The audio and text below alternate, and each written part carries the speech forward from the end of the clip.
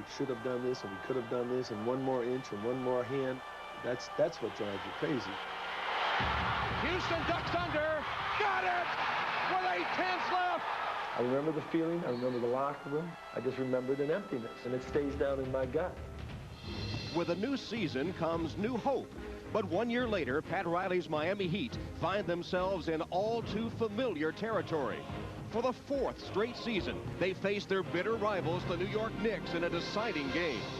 For 6 hard-fought physical games, the Knicks and Heat have battled with determination and spellbinding drama, with sometimes unexpected heroes.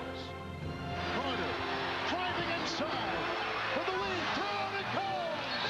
Ward for 3. The man of the hour is Charlie Ward. Marley from way outside.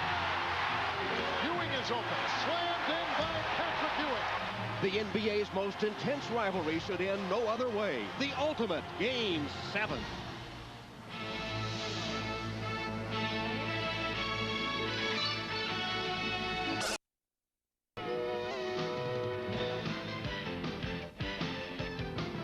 This is the NBA on NBC.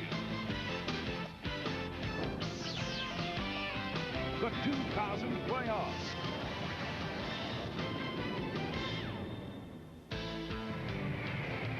Today, it's the New York Knicks versus the Miami Heat. American Airlines Arena in Miami for Game 7, where an edgy Patrick Ewing will once again battle his Georgetown protege, Alonzo Mourning. But it's time to put friendship aside. Can the rookie Anthony Carter produce another miracle? Or will he seek to escape depression? Could it be Allen Houston who will knock out Miami once again? It may take a little hocus pocus to emerge the winner today. American Airlines Arena already loud as they get ready for Game 7, the Knicks and the Heat. Hello, everyone, and welcome to Miami. Tom Hamill, Steve Snapper Jones, and Bill Walton. And when you think about these two teams, how could it be anything other than Game 7, a deciding game once again between these two? The most desperate team has always won in this series, but both will be desperate for a victory today. Steve, you have to wonder a little bit, though, about Miami's mental state, having blown an 18-point lead in Game 6. Pat Riley gave them the day off yesterday. He said, forget about the past, think only in the present. If you think of the present, that means Alonzo Mourning and Jamal Mashburn have to score some points. That's right, Tom. The offensive stars have center stage, and all of these fans that are on the edge of their seat will have to respond to the fire and the emotion of Alonzo Mourning this afternoon, and he has got to be positive in everything that he does. He's also got to make sure that he stays in the ball game. The other guy that has to play well is Jamal Mashburn. Mashburn has been extremely strong here at American Airlines Arena and struggle out on the road, but that calm demeanor and all of those three-point shots can bring a big difference for Miami this afternoon. And Bill, for the Knicks, Patrick Ewing had a big game, Game 6, but at 37 years old, can he duplicate that today?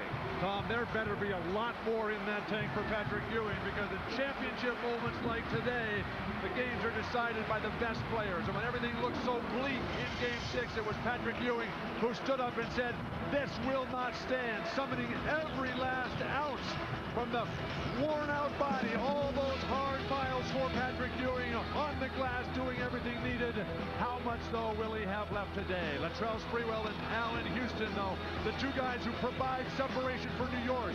They have delivered at home. They have not got it done on the road. That, in a series this close, that just will not be enough. Now, just talking to Van Gundy, he's got a message for the team. We need one really big road game. Got to play to win. Don't play to avoid losing. When you walk out of here today, no regrets. Don't leave anything on this very special court on this day. But it is a difficult task for the Knicks. Only 13 out of 76 times has the road team won a Game 7. But, of course, this is New York-Miami. In the last 2 seasons, New York has taken deciding 5th games here in Miami.